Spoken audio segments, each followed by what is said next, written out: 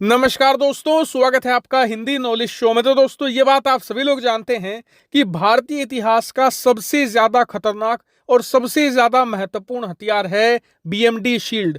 और BMD shield एक तरीके का डिफेंस सिस्टम है और इसमें एक दो नहीं ढेर सारी मिसाइलें लगी हुई हैं, क्योंकि ये एक इंटीग्रेटेड मिसाइल डिफेंस सिस्टम है।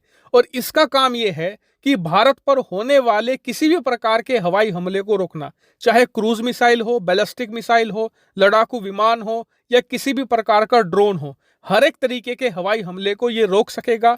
और ये अब लगभग बनकर पूरी तरीके से तैयार हो चुका है। सिर्फ एक आखिरी मिसाइल बची है जिसका नाम है एड-2, और एड-2 की टेस्टिंग होते ही ये पूरी तरीके से बनकर तैयार हो जाएगा और ये पूरे देश पर एक्टिव हो जाएगा और भारत को ये मिसाइलों से पूरी तरीके से सुरक्षित कर देगा। एक तरीके से Bharat ballistic missile prove country बन जाएगा। और अब मैं आपको जो खबर बताने जा रहा हूं वो एड-2 की टेस्टिंग से ही निकलकर सामने आई है। दरअसल आप सभी लोग जानते हैं कि बीएमडी की दो सबसे ताकतवर मिसाइलें हैं, एड-1 और एड-2।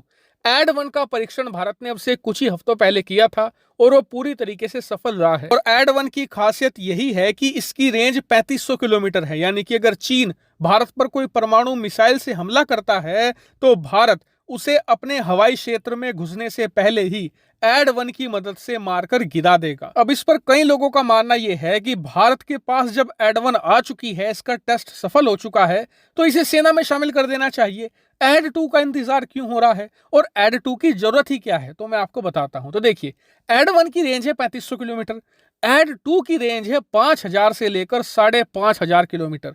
इसकी खासियत यह है कि कल को चीन अपने देश के किसी भी हिस्से से भारत पर परमाणु मिसाइल फायर करता है तो इसकी रेंज इतनी ज्यादा है कि जहां से वो मिसाइल चली है इसे वहीं पर मारकर गिरा देगा। दूसरी बड़ी बात, जरूरी नहीं है कि चीन भारत पर परमाणु हमला सिर्फ जमीन से करे, हो सकता है परमाणु पनडुब्बी से हमला कर दे।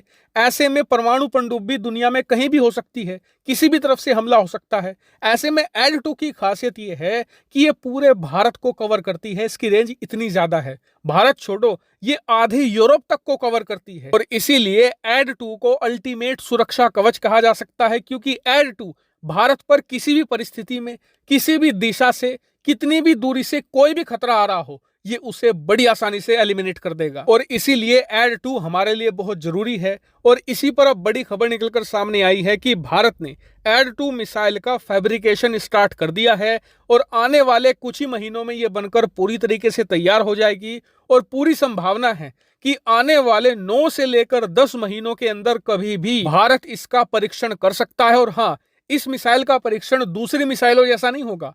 जैसे कि भारत अगर किसी भी मिसाइल का टेस्ट करता है तो कम से कम 15-20 दिन पहले नो टाइम वार्निंग जारी की जाती है, उसके बाद मिसाइल का परीक्षण किया जाता है। लेकिन कहा जा रहा है कि चीन जिस तरीके से भारतीय मिसाइलों की जासूसी करने के लिए हिंद महासागर में अपनी शिप भेज रहा है, उसे ध्यान में रखते हुए भारत 2-3 दिन पहले ही नो टाइम वार्निंग जारी करेगा और फिर तुरंत इसका परीक्षण कर लेगा। और इसीलिए चैनल को सब्सक्राइब करके रखना, जैसे ही बड़ी खबर आएगी मैं आपको सूचित करूंगा।